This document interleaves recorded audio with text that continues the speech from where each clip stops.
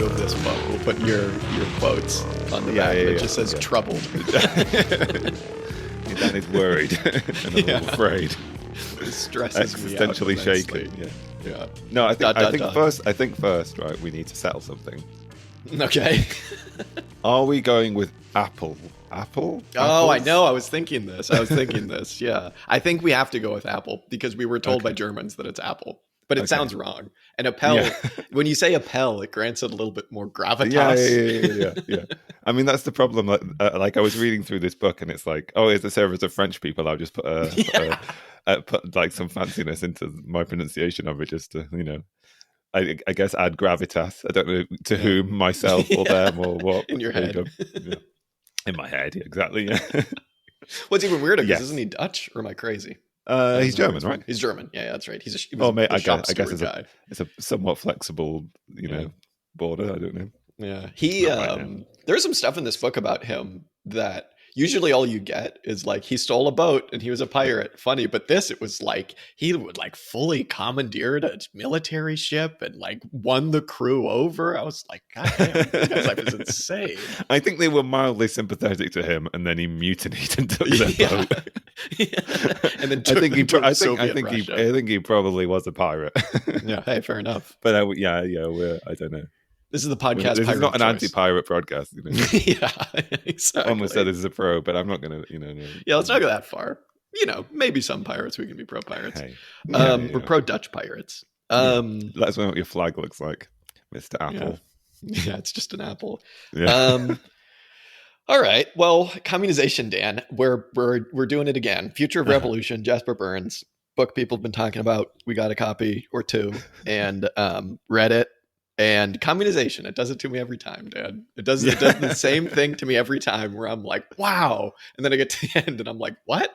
but as you say, rocked a little bit. Yeah. Rocked. Yeah. What do you think? I mean, I thoroughly enjoyed this. I think maybe I just jumped straight into it. There's a degree to which through my reading of or our reading, our exposure to the fundamental principles of communist production and distribution, like broad counter-communist approaches to what the transitional state between capitalism and communism might look like. I'd sort of rubbed my hands and decided that I felt confident that the transition to communism was probably possible, at least in a technical sense. And and I hung up my cap or something and decided it was done. And obviously that's a bit silly, and obviously I'm saying that in jest a little bit, but I guess there was a period of my journeys as a wannabe leftist where I had some kind of sympathies for or a sympathetic allegiance to the idea of communism, maybe some more in a position more in a kind of ephemeral what we might come on think about of a Bordigist invariance, commitment to communism and it's slightly performative, I don't know, and had been quite pleased to have settled down into a slightly more what I'm pretending is a scientific understanding of the technical possibilities of we just have the councils and we have the right committees and we do some kind of systems theory in the right way and it's all emergent and it'll be fine. I guess in that experience has been jettisoned from my mind a little bit, what will the actual political process of communism be in that transition, I suppose, and what that decenters in a lot of ways obviously is what Marx and a lot of the Marxists discussed in this book champion as being the most important element, which is the conscious activity of the proletariat. Their action and their discoveries through struggle are what will become the material conditions for socialism, for communism, and they must be. Yeah. I mean, that's the outcome of this book. So, I mean, what I really enjoyed about this book was the way in which, at its core, is in a lot of respects not just Jasper Bernes, the author, the like wrestling with those two themes, but more the surveying of the history of the communist movement as it's sort of seen or been interacted with by the sort of left of organized communism. Sort of like a central tenet to that surveying that's being done in this book is that question of like the distinction between the technical programmatic side of communism and the sort of like unknown political emergent aspect, which sort of comes from the proletariat, and in some ways leads to a lot of the things that we've worried about when it comes to discussions of communization and council communism and sort of the broad ultra left, is the kind of like the slip into potential quietism that might bring from conscious communists in periods of history where potentially communist or communizing struggle isn't evident. So yeah, I'm but as you say, like the essential nature of that emergent quality of communism that comes from the activities of the proletariat has shaken my confidence in the technical possibility of Why communism, can't they regardless just of do all what they're else. supposed to do? You know what I mean? Yeah. Just do communism. God damn it, workers. It is funny. You're right about the quietism because it's like, what do you do when things are really bad for workers, but not bad enough? You know what I mean? It's like when they're not bad enough that people have to do communism. That's, I think, kind of where both of us have always been like, not just communization, but as you say, like councilism too. It's like, well, okay. Like if you were to go to your job now and be like, we should form a council. You know what I mean? But yeah, I don't know. The communization stuff, like, it's so interesting because I think we've spoken about this a lot on the show before about how it's like maybe a necessary kind of, if not corrective, then at least like challenging of the Marxism that you first get exposed to usually, which is a kind of like Leninist or social democratic, like let's just redo things that were done to varying degrees of almost success, but just do them better in the past. Like the communization stuff, like really challenges that in a lot of really good ways. And it is funny because like we were just joking before we started recording about like how nice it would be to just have a little section of Marxism that we could defend against all attacks and just chill out and just, oh well, this, I disagree with this because it disagrees with this aspect of my chosen sect. You know what I mean? That'd be really nice. But I don't know. I think maybe finishing this book for me, I felt a little bit more hopeful in a weird way, just because like we'll get into kind of what he talks about when he talks about, he builds this analysis of communism and social movements, and then in the last little bit of the book tries to, apply it to like our times now in a way that whether or not you agree with it, I think it does actually feel pretty like it's actually engaging with how things actually are. You know what I mean? For better or for worse, because a lot of Marxism or, popular Marxism just feels so detached. Like I was telling you, like this past May Day parade, like, this is a small place where I'm at. Somebody showed up with like the Mao, Stalin, Engels flag, and it was just like, yeah, cool, man, right on. But like, I don't know. I think I am feeling a little bit more hopeful about this, about our present day and the potentials for communism, but I don't know why after reading this book, because it does feel like a lot of this is like beyond a misceration thesis. It feels like it's like, hey man, well when things collapse, we're gonna have to do communism. It's like, I think that's the reason why so many people fall into the arms of social democracy, right? Is because it at least ostensibly gives you a plan for now. Build a Marxist center. You know what I mean? Establish a way to spread your ideas and kind of go from there. Marxist unity, all that stuff. But this was like intense, but also yeah, it at least offered a path out. Now, that path out we can talk a lot about because the version of communism in this book it certainly challenges a lot of things that we've spoken about kind of highly on the show before, specifically like the GIC stuff. But yeah, It's interesting. We're going to have to talk about Bordiga, Dan. We've never talked about Bordiga before. We're going to have to do it in this show, so that'll be interesting. I'm excited. Yeah. All right. Well, let's get into actually, I guess, talking about it then. So this book, it's relatively short. It's like 175 pages or something like that, and it's three main essays. They're all kind of like they're pretty different, but they're all kind of linked by this idea about like, you know, the council and the commune and what's historic about them, what's eternal, what that means for what communism is, and then what that means for right now, right? That's kind of the general structure of this book. And, you know, he grapples with Marx, obviously. He grapples with Jan Appel, sorry. He grapples with Bordiga and all these different people. Oh, no. Oh, that would have been good. All I had is this one. China. Yeah, I don't think that one's going to work for that. But in it, you know, it's in an interesting way. And every time we read communization, I find myself understanding it slightly more. And in this sense, it's kind of historic because he's giving you kind of all the tick boxes you need to be a good communizer. You know, the history of councilism, you know, all the way back to like Paris Commune, the history of communes. And he talks, you know, plenty about 68 in France, and Dauvet and all of these guys. But yeah, maybe we first talk about the councils.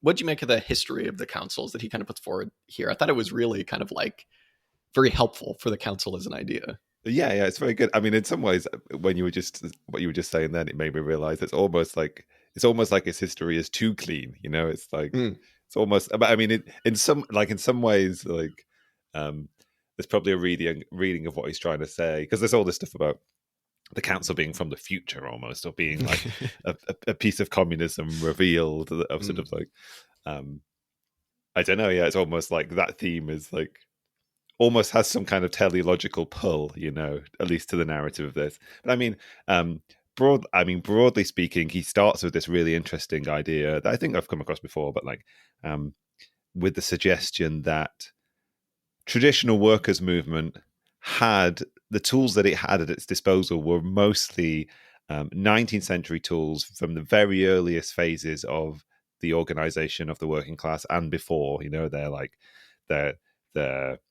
sabotage and riot and things like that, which have even pre-capitalist forms, but like the party, the union, formations like that, which are potentially organizations of the working classes, various forms, but are very specific to the working class's existence under capitalism. And the reason why he's championing the council in a quite a broad definition of what the council is, because we can get into that in a minute perhaps, but like almost in the sense that the council is like a slightly ephemeral piece of terminology that like has different meanings and different points in history when it emerges, and could be said to apply to different things and almost have a prehistory in some ways.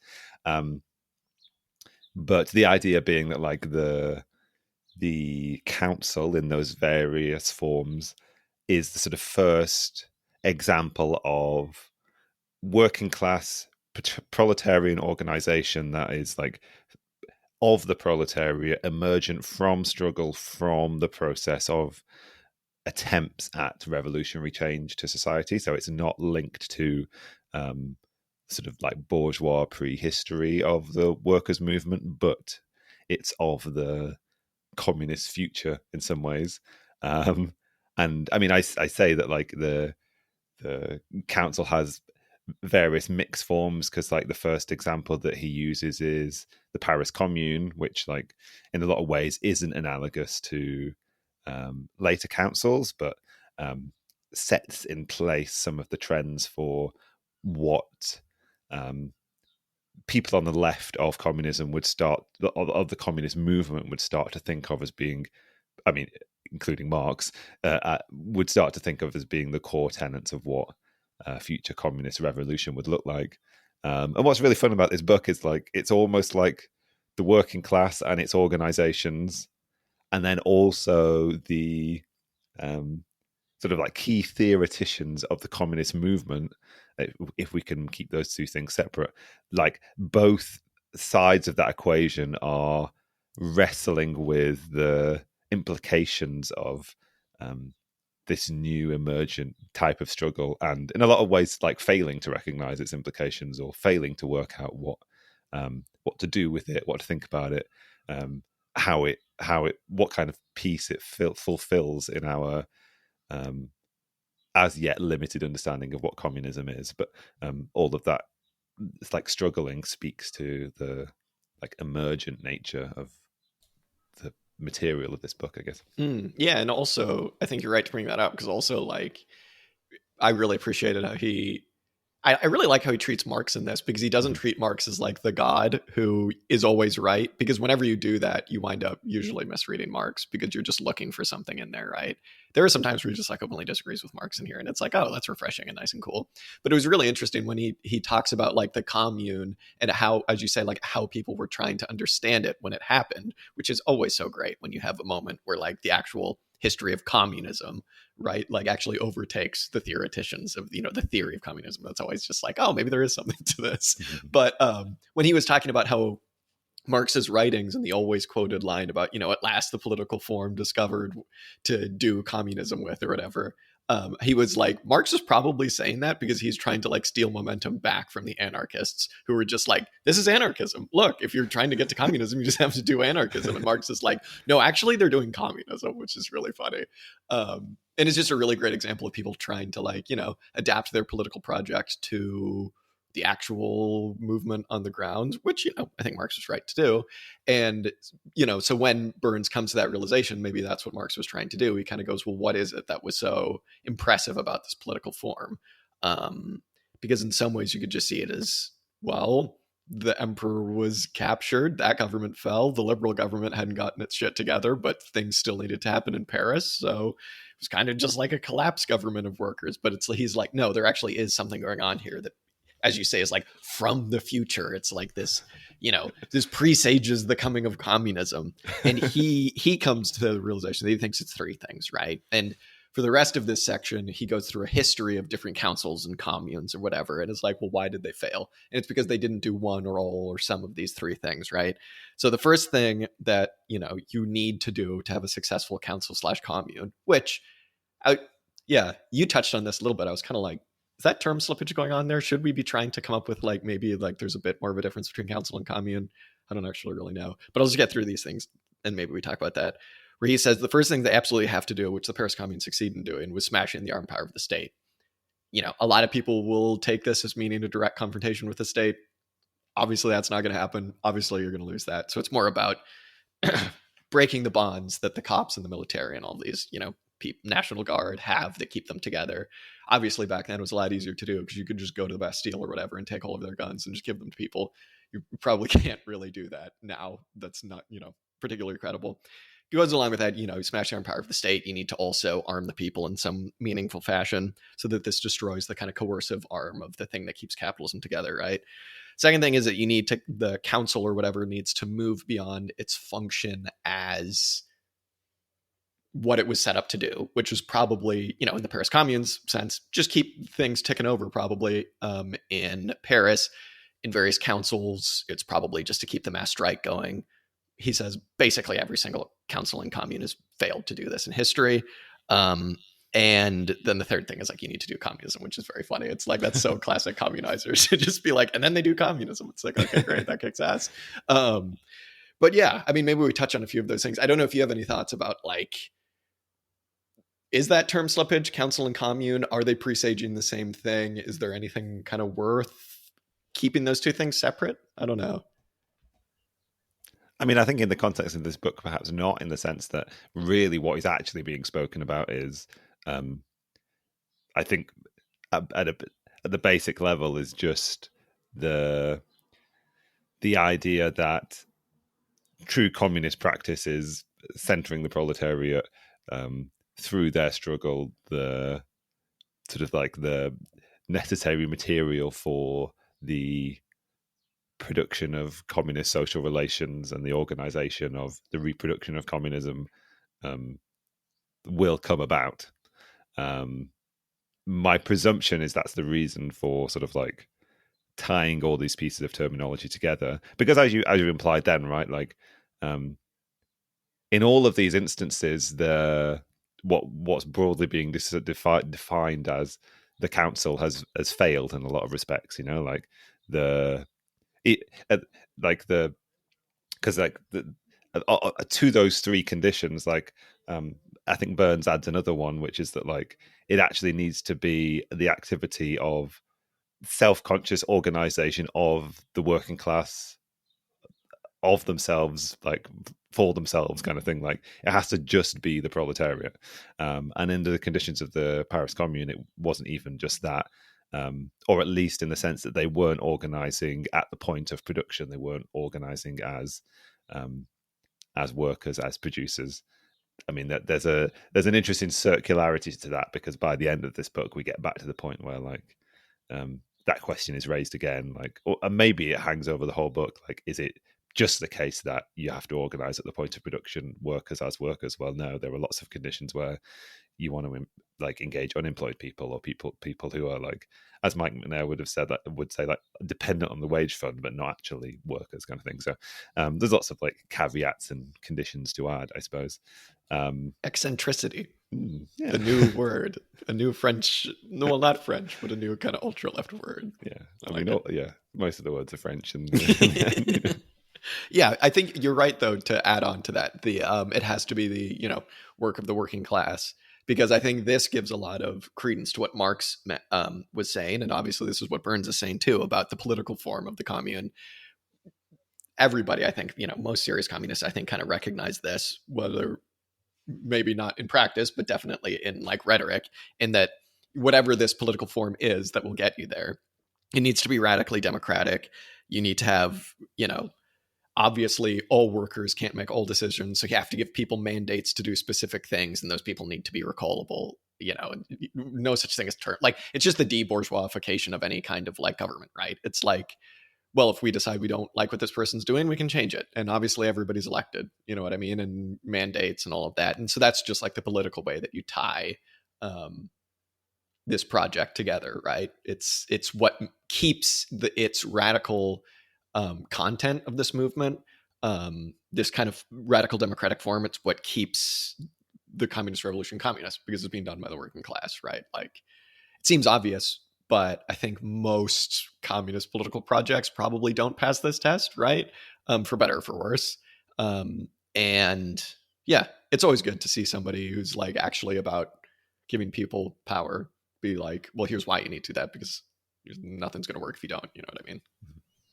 it's a really interesting contradiction that runs all the way through these discussions of council communism that starts at this point, I think, which is like the identification of a contradiction between the sort of impulse to universalism versus the drive toward individualization in some ways. I forget in the specific terminology, but like in the case of the Paris Commune, there's basically no effort to change the system at the point of production, change the conditions of the production of material goods. I mean, it's 1871. It's not like that's not a criticism that's being made necessarily. You're right to say this is more a political than an economic intervention into the situation. There's another sort of like contradiction that runs through this in some ways. It's like, in what conditions are these councils political, and in what conditions are they economic? And does a specific council in some historical conditions? We're moving beyond the Paris Commune here, and like talking about 1905 in Russia and 1917 and 1918 in Germany as well. Those instantiations of the emergence of councils in some ways, like do they fulfill an economic role or a political role or both, or do there need to be some councils that do one and some councils that do the other? But coming back to a moment to this distinction between like the universal versus the individual particular, I suppose, in these instances, like there's always this tension of like, okay, so we're setting up a council. Is it going to just run this workplace as a workplace, as a cooperative, as a capitalist enterprise, but just run by the workers? That would be the most basic example of the sort of individual aspect of this. Or are we going to start striving beyond that to find some way to collectivize ownership and production, and all of those buzzwords come up with the commonly agreed upon plan for economic production, fully socialize production. Yeah. I thought it was interesting the way he was wrestling in some ways with the idea of self-organization. Like, obviously, what's being strived for here is self-organization, but the act of self-organization is at the same time always individuating. It's always drawing a line. Whatever, like, here's some self, and it's organizing itself, whether it's one individual or one workplace, or I don't know, even one department of a city, or one city in a country or something. This in a sort of like more philosophical way, I suppose, there's always this act of division and then reunion, and how do you balance that, I guess. Yeah, it's interesting. I think, it reminds me of the Nunez book where he is just like, when people talk in said binary terms about like self-organization or like centralized planning and things like that, it's just like, that doesn't make sense. He's just like, everything is self-organizing to a certain degree. Everything is in coordination with other units. It's just like, yeah, man. You know what I mean? It's like, well, all right. I think maybe we should move on to the second part of this book, which I think was the most challenging, not in terms of like it was hard to read or whatever, but challenging in terms of like, hey, I like that idea, you motherfucker. How dare you? This is the patch of communism. Leave Mr. Apples alone. Yeah, exactly. God damn it. But it's I think a very, very interesting bit of business, Dan. So basically, this is the test of communism and test of value section of this book, where he does what very few communizers have attempted to do, which is actually try and figure out what communism is, try to not make it so ephemeral. It winds up being kind of ephemeral, but kind of by design. And most of this is a grappling with the idea of labor certificates and also like labor money. And then also kind of like, I think this section probably was just planned to just be like a takedown of the GIC, or at least like a critique of them. Group of International Communists, the fundamental principle stuff. And also just, I think, the critique of the Gotha program to a certain extent. But I think maybe before we kind of get into that, I think we should talk about something that is really important, which is where he makes this distinction where he says, there is the test of value for a communist society. Has it gotten rid of the law of value? Because obviously, if it hasn't, it's still capitalism. But then he also says it isn't really enough to just say you've gotten rid of value, therefore you have communism. And this gets into some kind of tricky areas because there's some things that he doesn't really grapple with, which is like, well, how are you defining a mode of production? What is a mode of production? If we're talking about communism, are we talking about communist social relations, or are we talking about a functioning society? Because this could be a crazy thing to say, but I think you could very easily imagine a communist society, by which I mean a society with communist social relations, that just doesn't work. You know what I mean? Like, that might be an anathema to some people to hear, but it's like a lot more goes into creating a viable society than just its social relations. Social relations are by far the most important thing. They will determine the broader superstructure in kind of like vulgar way of the entire society. And the revolution is the thing that changes those social relations. But what Bernes is saying is that communism is something more. Communism is, well, we'll get to it, kind of what it is. But it's interesting. And, I'm kind of two minds about this, because it's like, I think before we can even have this conversation, this is like a nerd thing, but it's like, you have to figure out what you're talking about. Like, set your terms for this debate. Like, are you describing communism as this perfect functioning society where we can all do workers' inquiry and plan things far in advance so that when we have the revolution and the social relations change, we can just implement the society and everything's fine? Or is communism, like something a bit more ephemeral? It's something that gets rid of the town and country divide, and it's like this kind of paradise. Like, I don't want to make him sound too utopian in the negative sense, but like, I don't know. I kind of found this section lacking in like, well, what do we mean by modes of production? I don't know. It's like the test of communism for some people, Jan Appel included, is just its social relations, which, both is and is not good enough. But regardless, I thought this was a very, very like enjoyable read, because just if for no other reason than just that kind of like, okay, you got rid of value. Now what? He doesn't do the typical communizer critique of the Group of International Communists, which is just so insane. It's the Dove one where they just go, oh, it still has value. It's like, oh my God, like, Dove, please, like, come on. It obviously doesn't have value. What he is saying is something more. He's kind of like, it doesn't have value, but it's not really communism, and it probably is kind of pointless to do this. We'll get into kind of like why and all of that stuff, but that distinction, test of value, test for communism, I think is a really interesting one. I really appreciated it, and it's interesting that you use the phrase you've got to define the mode of production. So what do you mean by mode of production? One of the things that was most interesting to me in the initial sections of this middle chapter, I suppose, of the book, was the discussion he gives to Marx and Marx's theory, and he well, just to say more about the kind of like test of value.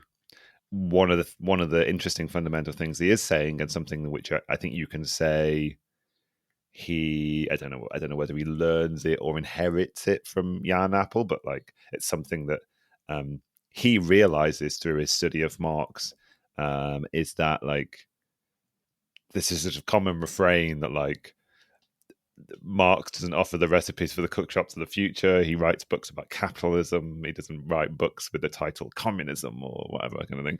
And there's a sort of certain absurdity to that. I mean, that cookshops quote is all good and well, but like that's not because Marx didn't think it was possible to predict these things necessarily, or give direction, or extrapolate logically some conditions for what communism would be or what it would look like. It was simply that, like, he thought it was this emergent thing that was coming out of a social force in history. Like, why did he have to tell the proletariat what communism was going to be? They were going to work it out for themselves. Yeah, that was figure it out for that's yourself, what they do. bastards. That's what they're meant to do. Why didn't they? No, but you know, but like,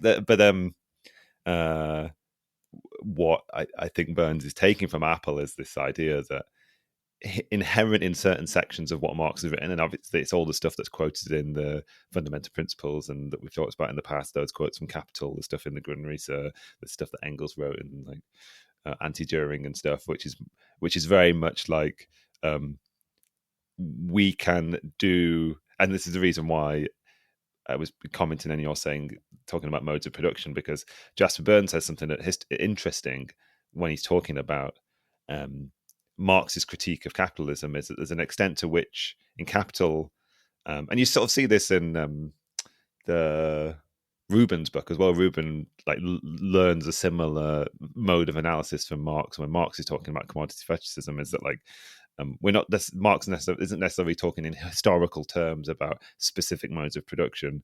There's an extent to which in some sections he's talking more in like hypothetical ways about what is logically possible and what is logically not possible, and it's only possible for him to talk about capitalism as a mode of production when in a way where you sort of compare it to some hypothetical non-capitalist mode of production, sort of where production has been socialized, and like Rubin will do something very similar in a single paragraph. He'll sort of like sweep between different notions of mode of production simply based on a very altering a single variable in like how you understand how the mode of production works, kind of thing. And so in some ways that might be a massive simplification of Marx, but what's being taken away from that is like there's an extent to what Marx is doing is laying some specific logical conditions that allow you to assess something on the grounds of it being representative of one mode of production or another. What's being described here as the test of value, right? Like you can analyze a political proposal or a set of historical economic circumstances and determine like yay or nay, like is the mode of production, is the law of value operative or not, you know? Have you done sufficient damage to it to be able to claim that you've transitioned or overcome it and moved into some other way of operating? I found it a really refreshing use of terminology. That all raises a really interesting question too, which is like, and this is the way I've always thought about it, where it's like, are the social relations of communism just like purely negative? You know what I mean? Like, are they just the bizarro inverse of capitalism, where it's like capitalism has private property, we have communal property? I suppose that's not really negative, but it's like directly social labor, indirectly social labor, you know, like all of these different things, like use value, exchange value. You know what I mean? I'm pretty sure there is a point in this book. I'm just going to, Hmm. heavy caveat here. I'm pretty sure there's a point in this where he talks about like the test of value as being like the negative condition Yeah, for, yeah, yeah, yeah, and yeah, then yeah, like yeah. But the test I'm of communism is like the positive the bit. positive Yeah, conditions. yeah, yeah. No, I mean, definitely. that's what you're Yeah, no, that's no. what you're I'm saying. just saying more so about like the actual social relations of communism. This is what stirred me because I was like, well, it is clear that the test of value is just a negative thing, and that if you're actually serious about wanting to get to communism, you need a positive proposal. I was like, well, is the GIC's proposal purely negative? And then I was like, well, are the social relations of communism, as I understand them, Oh, I purely see. negative? We're I going to a was more like, fundamental level than I was, that. yeah, I was overthinking it probably a little bit too much. Mhm. But yeah, I I don't know. mean, We'd have to know what it is to be a communist. yeah, Living under exactly. communism to know what the social relations of communism would be Hey man, the necessarily. I workers will think, figure it out. So who cares what we think? Um, yeah, it is interesting though. I mean, yeah, I also just love the idea that it's like we can scientifically figure out whether or not the law of value is operating because it's like, yes, that's true, but also like nobody can agree on that. Like, Mhm. but yeah, I think it's also interesting. Like this raises an interesting idea about just, kind of like what it is we're talking about when we talk about value. Because the way that value is described in this book is almost a little bit like value is this thing, where it's like breaking the law of value is what we actually need to do. And it's like, he describes this a little bit in the book where it's like, well, no, actually, like value, the law of value is a kind of like epiphenomena of capitalist social relations. Value itself isn't capitalist social relations. It's the thing that spontaneously popped up because everybody's got, private property, everybody's using, operating firms privately in competition with each other, all for the purposes of exchange, right? So it's interesting, like when people talk about breaking the law of value, sometimes there is a kind of muddying of terms where it's like, well, the point isn't to break the law of Mhm. value. It's to break capitalist social relations, which will then render value unnecessary and meaningless. You know what I Mhm. mean? Like, yeah. I don't know if that means anything for any political project. It's just kind of an interesting thing. It's like No, what I we're mean, actually no, talking about is private property, no. right? I think Like, I think it's important. That is mm, important. But like, that's why. I mean, that's why it's a sort of a logical test, I suppose. Like, if you look at the the two examples that are given of Marx deploying this like test of value to contemporaries of his, like one of them is a discussion with, broadly speaking, utopian socialists who have who make early proposals for switching over from the use of money to the use of labor tokens, um, thinking that you would just be able to then pay workers the full value of the work that they've done. But Marx sort of points out that they're missing the distinction between abstract and concrete labor, and like blah blah blah blah. The point that I'm making is like Marx is not sort of like critiquing those utopian socialists for advocating for the continued existence of value, but they have insufficiently understood what money is, um, which is one of the component parts of like, I don't know, capitalist social relations. I mm, suppose, does that make sense? yeah, Like, I suppose yeah, like definitely. he's critiquing, you know, I don't know. Yeah, well, what he's critiquing is people who think they can just, this is like Proudhon, right? So you just get Hmm. rid of money and boom, do everything else the same because money is the bad thing. Yeah. It's like, again, like money isn't the bad thing. The thing that makes money necessary is a bad thing, which is just private property, Hmm. right? Um, yeah. Which gets into a whole another interesting set of things because it's like, you know, I think hyper focusing a lot on this stuff, this kind of like over economic, I don't know, I'm kind of just spitballing here, but like it feels Go like on. a lot of councilist stuff is very like economically determined by design, and that's why we love it, because it's like, no, you can't just politic your way into communism. You know what I mean? It's like you actually need to figure out what it is about the society that's giving politics that form. There's also like the question of alienated labor, which is really interesting, which is trans-historical from capitalism. Like it's not just a capitalist thing; it's a thing of class society. And so I do think that maybe there is a danger in kind of what I'm saying about uh, defining communism purely in these terms that are like bizarro to capitalism, where you kind of lose. And I suppose this is what Burns is also saying, where it's like you lose this focus a little bit on de-alienating labor. But I guess my response to that is that when you have a classless society where, maybe this is a truism, but where you have communal property relations, it's like how would labor be alienated? I guess if there was a political form where it was just dictated to you what you need to produce. Yeah, I don't know. It's just an interesting question, right? There's this idea of like, to what extent can you define communist social relations? We'll just say, because then we'll get into the test of communism stuff. To what extent can you define communist social relations contra capitalist ones? It's a really interesting question, because up until reading this book, I just never questioned it. It's like, yeah, it's communal property, it's directly social labor, and you reproduce firms, communally reproduce firms. That's what it is, right? But there's other stuff you have to think about, I guess. I don't know whether, I wonder, I don't know whether it's like whether we can say that there are a certain set of conditions that we can analyze through the test of value, and then some other set of conditions, pieces of terminology that only apply to the test of communism, or whether there's some other, the way that they're not separate but overlapping kind of thing. Don't necessarily know what I'm trying to say by that. If we've read our Ellen Meekson's Wood correctly, communism is just a removing of the fetters of capitalism, right? That's all we're trying to do. Yeah.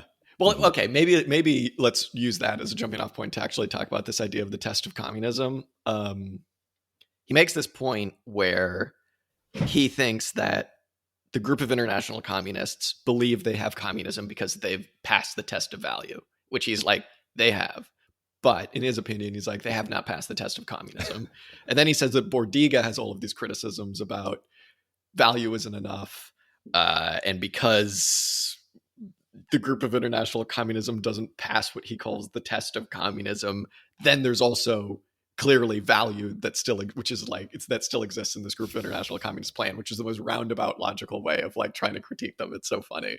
But it seems like you maybe understood the Bordiga stuff a bit better than me, because I've never read any Bordiga, and every time Bordiga gets brought up in something I'm reading, it seems like people are just hassling him, but then they end the sections where they're hassling him by being like, and that's why he was a genius. So I'm like, I'm still a little bit confused by this. I think the problem is like it's very unuseful, but at the same time, everybody wants to have like an invariant commitment to communism. You know? Like deep down, everybody's just like, driven by a fiery passion for the idea of communism and bringing it about, and I've never really read any Bordiga either, so this is sort of my first introduction to him and to his thinking, and I feel like Jasper Bernes is using him in an interesting way, like in the same way that I think you're describing how you've experienced other people talk of him. There is this idea that Bordiga's feeling is that like communism was defined basically in 1848, and basically the idea of communism hasn't really changed since then, or the program of communism hasn't changed, and it's an invariant program. What it means is you abolish the state, you abolish the money, you abolish wage labor, you fully socialize production. Like, these are the conditions for it. We know what they are. Something that Jasper Bernes does outline quite well is why Bordiga has some underlying biases against council communism. It's because of his experience of syndicalism in Italy and his attempts to organize around that, how he saw the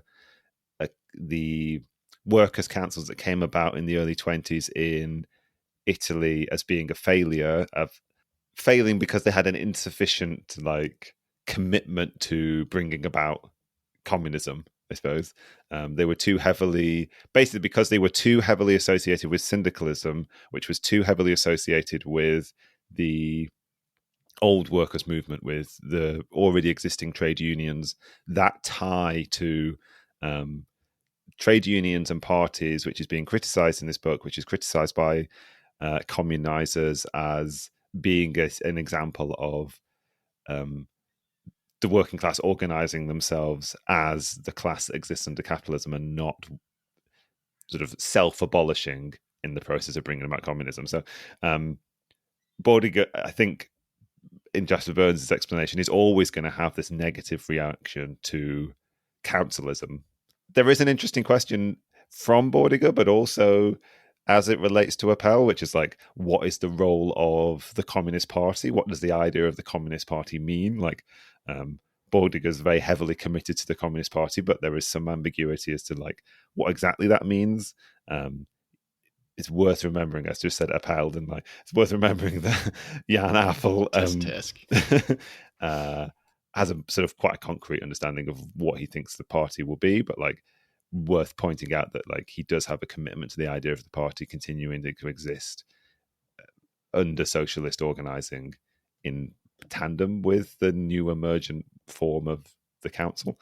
From what I gather from Jasper Bernes about Bordiger's critique of the GIC, of Appel, of the Council Communists, was simply that like the GIC proposal to Bordiger's sentiments sort of like still has too much of a whiff of capitalism. You know, it still has something that's a bit like money, and it still has something. It still has markets.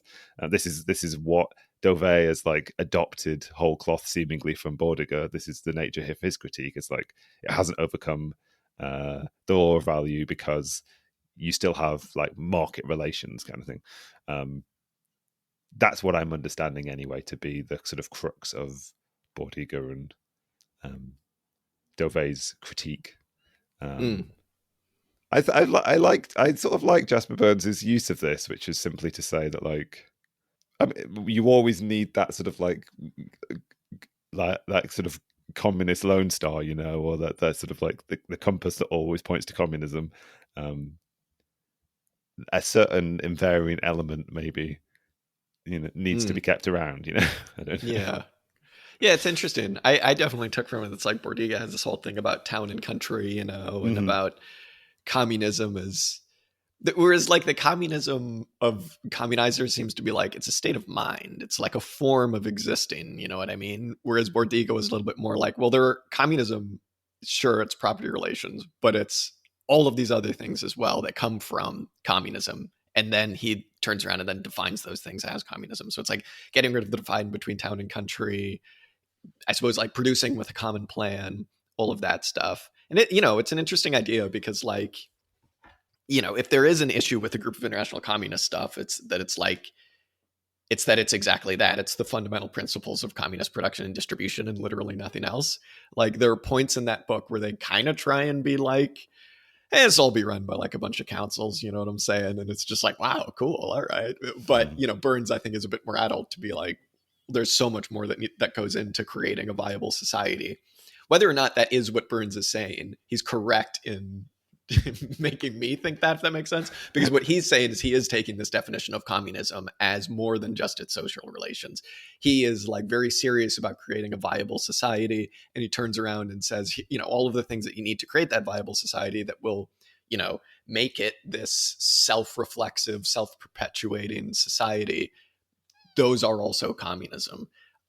Which is an interesting way of thinking about it. I don't think it's how I think about it. I think, but I don't begrudge anyone for thinking that. I think I probably do fall a little bit more on the like economistic side of things, where it's like, you know, you can have communism and it doesn't work, but it's still communism. Like you know, many people have tried this. It's failed every single time. Obviously, I don't think any of those times really actually had communal property relations, but you could have communal property relations. You could have a communist society and it fall apart, whether that's because the organs of your society that produce this common plan that kind of implement it, well, maybe they don't work.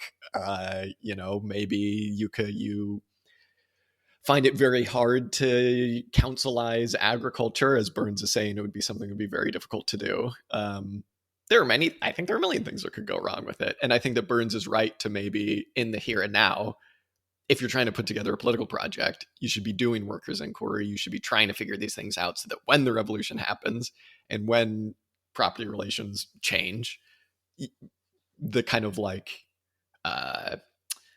you know, sketchiness, I can't think of the proper word, but the like, instability of that society while it's getting its legs out from under itself can be minimized as much as possible. I think all of that's correct. I just think it's a very interesting way of like defining a society. It almost feels like, well, if that's how you're defining a mode of production, it's like, is capitalism then like its state? Maybe. Is capitalism then its cops? Is capitalism then its media outlets? I think you'd have to say no. But maybe this is why he uses the term test of communism as opposed, well, I don't know, because he does actually just use the word communism. But maybe this is why the idea of a test of communism is helpful, because it's like, what are the social relations that you need to have to then start tackling all of these different things? Gender imbalances obviously aren't just, or like the gender binary isn't just going to immediately disappear once you have communist social relations. And maybe this is just Bernes kind of like taking issue with the bit in the Critique of the Gotha program where Marx is like, yeah, you're going to have two stages of communism. Like Bernes and all the communizers are like, nah, you're going to have communism immediately. Otherwise it's not going to work. But, I mean, I think there's definitely an extent to which what's being covered by the test of communism is those elements that are not necessarily, they're those elements of like human society, human social relations that don't have their origin in capitalism, but like extend all the way through human history. Those are some of the things that we're trying to overcome, and I think the point why he emphasizes this aspect of Marx, whereby there's kind of like a logical definition for some of these modes of production and not a historical one, is that like then you could say, well, you could admittedly you can have historical modes of production that like don't follow the law of value, have some if we like went back to them or moved into them, we could move into some kind of mode of production that maintains has overcome certain aspects of the law of value. Maybe we don't have private production in the same way, or like maybe we don't there's a distinction between like economic and extra economic exploitation. Maybe we move back to like extra economic exploitation, the sort of neo-feudal, the techno serfs or something. Who knows? So like you could overcome the law of value but not have successfully overcome class. You're not moved beyond class society. You might have brought about some other type of class society, maybe without even realizing it. Maybe we could say that of the efforts to bring about communism that happened in the Soviet Union, right? This is not the time. I don't have a definite definition of what kind of what kind of mode of production was operative or not operative in the Soviet Union, but like you could say like maybe some kind of new class relations were brought about, predicated on different relationship to the state rather than relationship to private ownership. So like there's an aspect of like it's sort of like maybe if you hypothetically speaking, if one wanted to make the argument that like the Soviet Union had overcome the law of value but had not moved beyond class, had not moved beyond, as you were saying, like there's still alienated labor perhaps, or there's still some form of class society, class relations in operation. What I did want to say, I think to my like I think that maybe Jasper Bernes is saying that the group of international communists, I don't think he's anti their program as much as maybe you think that he is. And also, I have some sympathy for what he's saying about their failing the test of communism. I think he's simply sort of saying that like they're proposing a form of the necessity for a form of society-wide accounting, which Jasper Bernes is very much in favor of. He thinks that's a really important, interesting development. Like it's a good way of defining what might be necessary to bring about communist economic relations or communist mode of production. But by virtue of the fact that they intend to just value every person's labor by you do 1 hour of work, you get 1 hour of right of access, you get the right of access to 1 hour of society's total productive wealth minus some deductions. what Jasper Bernes is accusing the GISA of not really including in their definition for how a socialist society would function is, how do you get people to work harder who don't work as hard as somebody who's producing more in their 1 hour? And what he suspects there is a threat of is you slip into some kind of necessity to discipline labor. You might need to find some mechanism, coercive, more or less coercive, more or less violent, for making people work harder.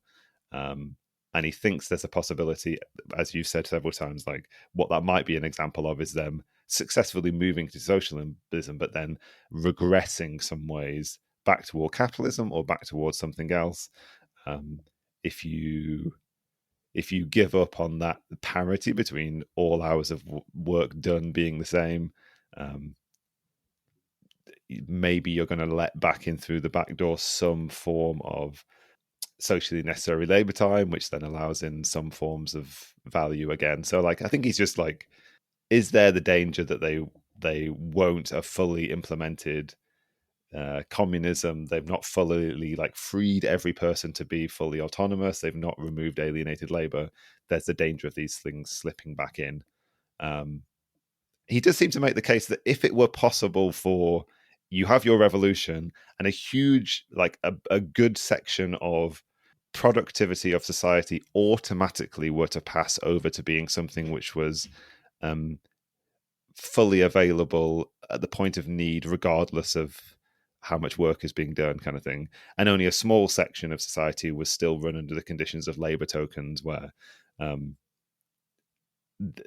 where like you still, there was some relationship between how much you could consume was in relation to how much work you'd put in. Um, if your society was sufficiently productive that it could allow for people who didn't want to work, couldn't work, to consume at will, there was really no necessity to discipline people because you'd become sufficiently productive before you had this transition. He seems to think it's quite a reasonable proposal. I'm not sure he isn't making the case that we now live in such a society, and so Yeah, it I think he maybe is a is. more viable model now than it was in the 1920s when it was proposed. I know when we've read, you and I've read it in the past, I've definitely come away with the idea that, like, well, maybe this implies that socialism is possible at any point in the history of capitalism because it's just a simple accounting mechanism, and you just sort of do the maths right. Um, Mm, I don't know, which is, yeah. I'm not now. This book challenges my that assessment that I've had in the past, I suppose. Yeah. I mean, I think you're absolutely right. Like, that is his criticism of them. It's less that it's, this horrible way of trying to plan a society. And it seems like he's more so just like, yeah, there's the threat of what he assumes is like any kind of, like overarching like labor bureau being like, work harder. Um, but then there's also him just being like, it might just be unnecessary at a certain point. I don't know. I mean, I found myself a little bit annoyed that he didn't talk about the one section of the critique of the Gotha program that is literally about this. You know what I Yeah, mean? yeah, Where yeah, yeah. Marx is like, because in the Gotha program there is this idea of like, from each according to their ability to each according to their needs, and Marx spends a really fucking one paragraph or two or three paragraphs or something being like, well, you kind of can't just skip straight to that. Now this becomes less a question, I suppose, of, well, I don't know, maybe it's not. I was going to say this is less a question of the like philosophical ideas Marx was grappling with there, and more a question of like, have we actually entered into a qualitatively different, like quantity into quality, right? Like, are we now at a different stage of capitalism where it is possible to just skip the point of lower stage communism that Marx talks about, where you tie consumption to your ability to work to a certain extent? I kind of feel like no, but I mean, he Burns here is pulling from Paul Maddox's introduction to the Fundamental Principles book, where he's just like, we live in a point where you don't have to tie consumption to labor in communism. Just skip straight to the point where everybody can just take as much as they want and work as much as needed. I don't know. Maybe I'm just basing this off of nothing, but like, there are such rotten sections of the production chain under capitalism that are just like so reliant on horrifically, like, exploitative and appropriative labor, that like, if we were actually trying to redistribute that labor globally, realistically, um, there probably would be a bit of a necessity to kind of like rework the productivity of society and kind of like drop that productivity a little bit. But I don't know, maybe that's a debate that's kind of all like so complicated that it's meaningless to even have at this point, because like, well, what's going to happen to the efficiency of labor in agriculture? The like most important thing, probably going to go down realistically. But like, I don't know, maybe when you produce entirely in an agroecological way and you have things kind of ticking over on their own, is it possible that, there's less work? Probably not. But like, it is pretty difficult, I think, to kind of know. And I found myself a little bit frustrated at the point where it felt a bit flippant. It's like, yeah, obviously we live in a not fully automated luxury communism world, but it's like, obviously we live in this world where we can take whole sections of society and just distribute as needed. And like, I don't know, I feel like that's probably not true. Like, he's certainly right to be like, the goal of communism is not the society that the group of international communists are putting forward. The goal of communist society is to get to that point where everybody can just take as needed. But I don't know, maybe people decide they don't actually want to get to that point.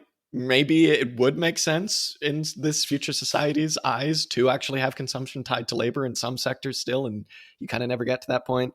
The part of the critique of the Gotha program where Marx talks about this, he lists a bunch of things where he's like, it isn't just about productivity. It's about a complete psychological and philosophical reworking of society to actually get to the point where you can just work as much as you want and take as much as you want. I'll just read it really quickly. He just says, in a higher stage, the higher phase of communist society, and then this is him listing all of the things. After the enslaving subordination of the individual to the division of labor, and therewith the antithesis between mental and physical, got to turn the page, labor, have vanished. That's the first thing. After labor has become not only a means of life, but life's prime want. That's like, oh my God, I don't even know what that would look like. After the productive forces have increased with the all-around development of the individual and the springs of cooperative wealth flow more abundantly. That's what Jasper Bernes is talking about. Only then can the narrow horizon of bourgeois right be crossed in its entirety, and society inscribe on its banners from each according, blah, blah, blah, blah, blah. And I've always found that like a pretty compelling argument, where Marx is like, look, it isn't just a matter of having a bunch of shit and being really efficient. That's kind of like a bourgeois way of thinking about it. That's part of it. But also part of it, this delinking of consumption to labor, has to come from people not really thinking about labor as labor, which is like, that might happen pretty soon after the revolution, but that's something that I think is really hard for us to imagine now. And it gets into something that you brought up a while ago, Dan, that's always like stuck with me, which is that, part of communism philosophically is that like, it's this recognition of what you're doing when you go to work every day, which is like, under capitalism, you don't really recognize it, which is you are helping to reproduce society, kind of no matter what your job is, right? Under capitalism, a lot of us have jobs that it's just like, isn't really necessary, but it is still helping to reproduce a capitalist society. Under communism, you'd be able to realize that pretty easily. And I think that comes from labor being directly social. It comes from labor being de-alienated, all of these things. But like, I don't know, that might not be something that happens right away. And so I think all I'm kind of thinking is that like, I think Bernes is really correct to be like, what the GIC is saying isn't communism, because we need a functioning society and we need to figure out how all of this stuff's going to work. But I think the question of like bourgeois right and can we just skip straight towards take as needed? I don't know. I've just read that section, the critique of the Gotha program, where Marx is pretty unequivocally like, you can't really just skip straight there. But that was also written 150 years ago. So it's like, I don't know. How seriously do we need to take his prescriptions about like the change in philosophy that's necessary?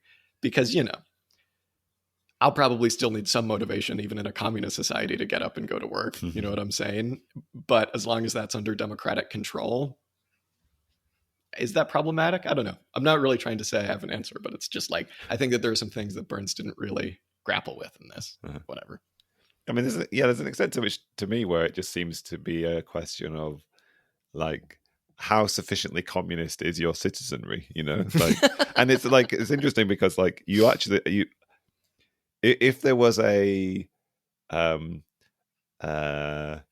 faction, I suppose, on the left who I would think would probably have the highest opinion of what the working class would be capable of, what kind of communist consciousness, what would be the level of communist consciousness in the proletariat, in the working class, in the agents of revolution when the revolution happens. I sort of feel like the counter-communists would be the ones that would probably have the highest opinion of, or anarchists, honestly. Oh, anarchists, I suppose. Yeah. Yes. So I mean, like the Bordigist critique, well, the Jasper Bernes' critique of the GIC proposal only falls down if you don't think that the people operating under the system are all going to try quite hard, are all going to work quite hard on average. You know, they're always going to have off days and whatever. Like, or like the factories are going to organize in such a way that like they try and mutually encourage everybody to work to their fullest, you know, because they're all have sort of relatively high commitment to the project of communism. Sort of the same flips the other way, right? Like we might have the material abundance to institute communism now, but like there isn't the consciousness of that, right? It's like people are so enthralled to commodity fetishism and sort of like neoliberal individualism that like I can't even imagine the chaos that would ensue by attempting to just like, you know, try and maintain production as it's currently instantiated, but also just like give everything away. I don't know. Yeah. But anyway, I don't know. I think you're right. I think you're hitting on something interesting, which is it's like there's a lot of paternalism on the left. You know what I mean? Where it's like, well, you need to motivate people in some way because they're just going to be lazy workers and not go to work if you don't. And it's like, again, like, I don't know, if you make it clear what your labor is, people are going to work. It's not that people aren't stupid enough to think that they can just like slack off and then also expect everything when there's work that needs doing. You know what I mean? And in some ways, this is the interesting the effort that's being made by some parties to pair like Iberian cybernetics with the GIC's proposal. Like, can you have systems theory answers to you know how cells will operate together to like you know work in unison with one another? What will be the reinforcing, what level of autonomy will be granted, and what level of top-down reinforcement of norms and correctives will be necessary? You know, maybe a management function doesn't necessarily need to not be communism. I don't know. Does having a manager fall foul of the test of communism? Yeah, probably. How are the workers coordinating society without price signals? How are they doing it?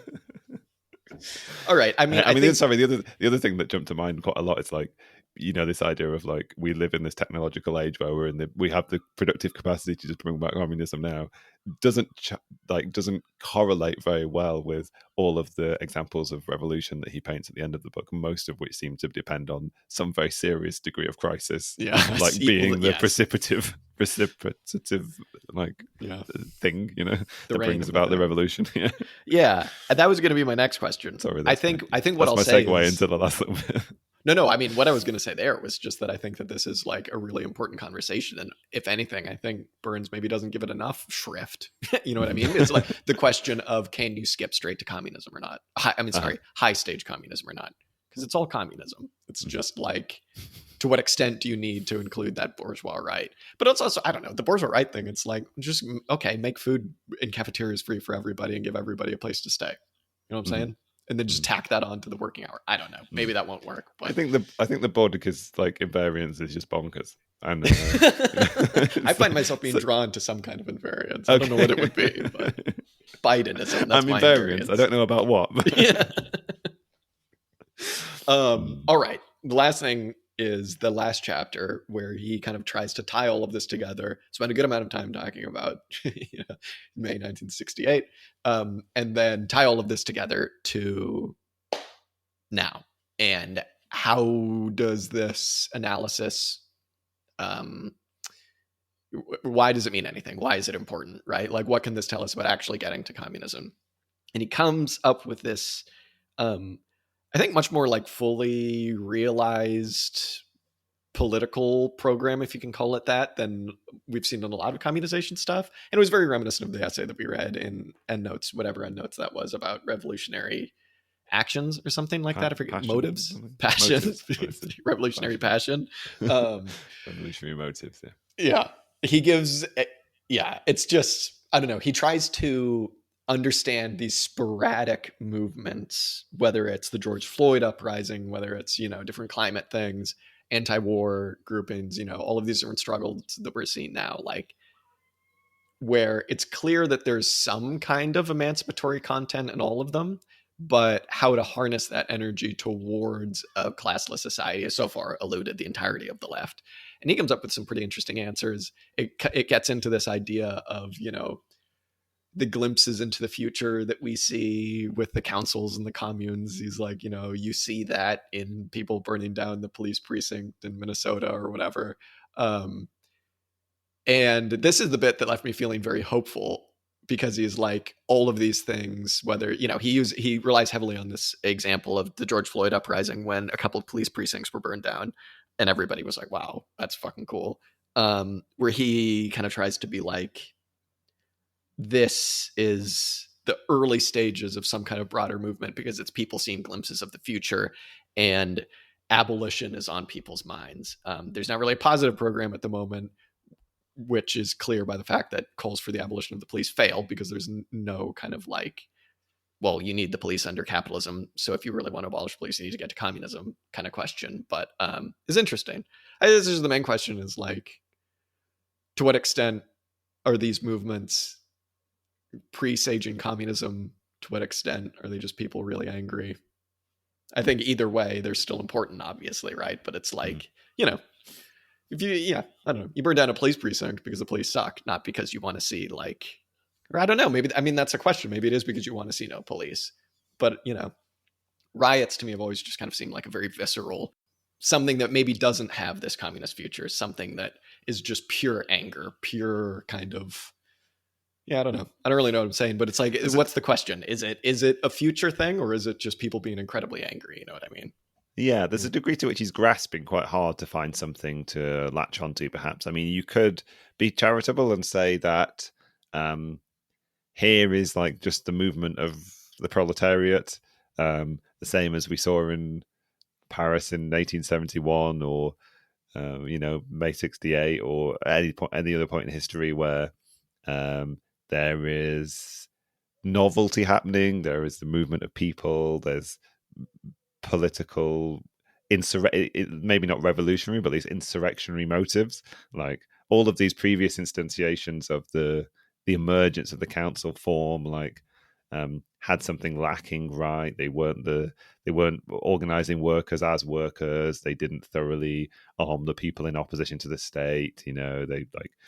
They clung too heavily to pre-existing political or economic relationships. So there's an extent to which all the previous examples of this in history have failed in different ways and generated new ideas.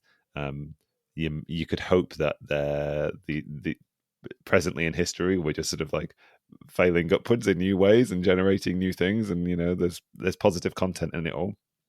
So yeah, maybe there's a sort of grasping at something positive. I mean, it doesn't feel. Maybe there is an extent to which it could, the present movements could feel empty if what you're comparing them to is a level of working class organization that's existed in the past. Like you can't really compare it to the revolutionary wave of 1917, 1918 into the early 20s.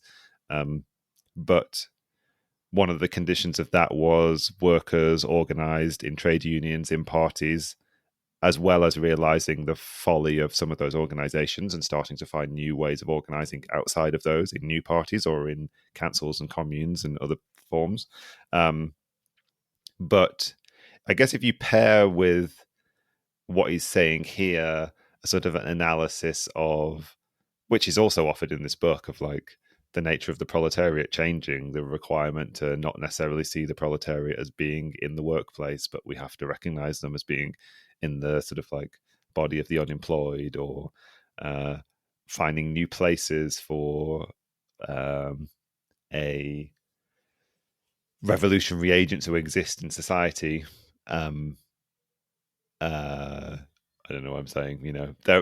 You can build a positive image of present conditions, and it's an important thing to do, right? Like I like history has changed, society has changed, agency, like the conditions under which people live have changed, and so we have to assume that the conditions under which a revolutionary transformation, the sort of like material opportunity structure for that, is different. And really, what he's doing at the end of the book is like applying some of the lessons that have been learned in some of these other revolutionary moments to things that we could describe as revolutionary moments now. And I suppose it's just a matter of one's personal level of optimism, whether you're willing to see them as analogous. I don't know, Yeah. having analogous potential, I guess. Yeah. It's funny, you're right, because it's like it's hopeful because it's not just giving you the okay, well, we'll just wait until we can do a mass party like they did in the olden days. Mm-hmm. It's like, no, things have changed and we can actually look at what's going on now as maybe presaging communism. But it's also like implicit, well, explicit in this analysis is also like, so don't worry about it when things get really fucking bad, as opposed to right now when they're just really bad. It's like, then we'll start seeing more, active communism things. But like, that has been the history of communism and communist movements up until this point, unfortunately. And he's definitely not saying just sit back and wait for things to fucking collapse. Form an abolition committee. If there is a if there is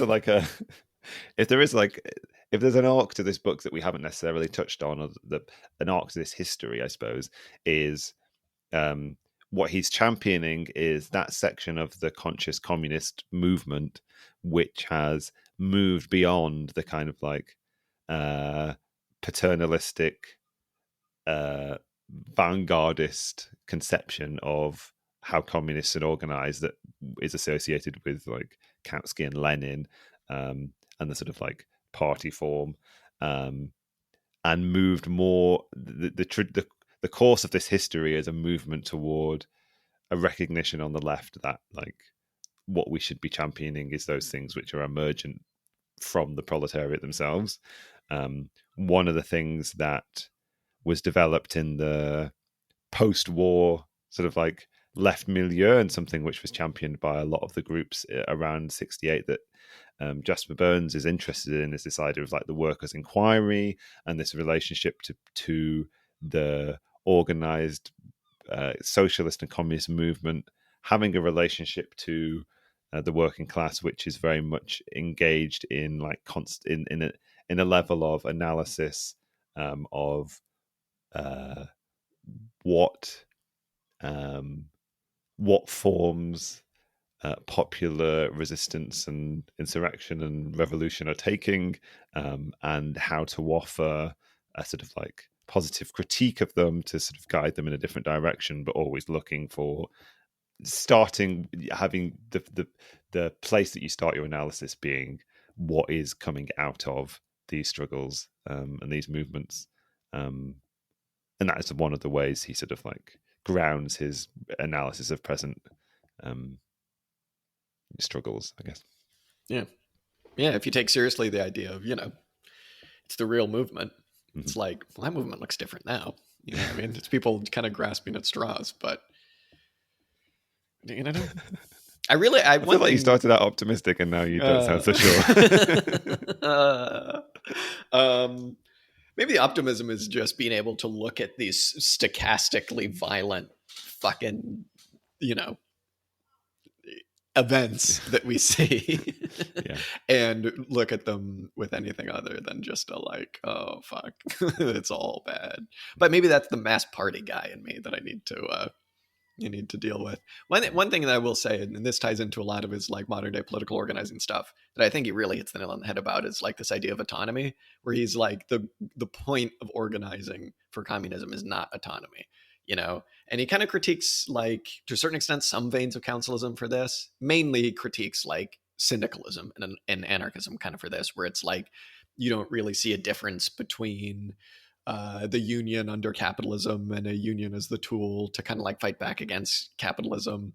If you're trying to really fight for autonomy in your workplace, like the thing that's probably not great, like the thing that he says is actually like a communist action or whatever, is when these movements stop being purely in the interest of autonomy and start actually helping each other. It's like the workplace organizers start organizing for a mass strike, but also start supplying like baby formula to families, or like, any number of different things that are cross kind of sectional across society, where it's actually less about, getting more under capitalism or organizing your specific section of capitalism to be better, and more about like actually reorganizing the totality of how society functions, which I guess is just a commune. So anything that you can do that kind of presages that, it's communism, man. Yeah. It's all good, brother. Once we get to the point where nobody has anything to protect anymore. yeah, that'll be fine. And all the capitalists just leave to another planet, and it'll all be good. Right. Great. Are we getting communism, Dan? Are we going to get communism? Oh, God. I used to think it was technically possible, but, now I'm not sure. No, I'm not so sure. Not so sure now, are you, buddy? I think why not? Right. Why not? We'll get it. Yeah. Why not? It's got to happen, so why not? Yeah. Contending ruin? What contending ruin? Or ruin of the contending classes? We don't worry about that. All right. Yeah. Well, surely there have been no crisis tendencies in the news this week towards total apocalypse. So no need to check in the next hour and 20 minutes. Oh, God. All right. Enjoy the rest of my day. I'll enjoy the rest of my week and my vacation to the Strait of Hormuz, Dan, where I'll be going this weekend. All right. Well, this was fun. Really enjoy the communization stuff. And it always leads to good. Yeah, it always leads to good conversations. So thank you very much, Dan. I'm going to go have some dinner. Thanks, Jack. Yep. Bye-bye. See ya.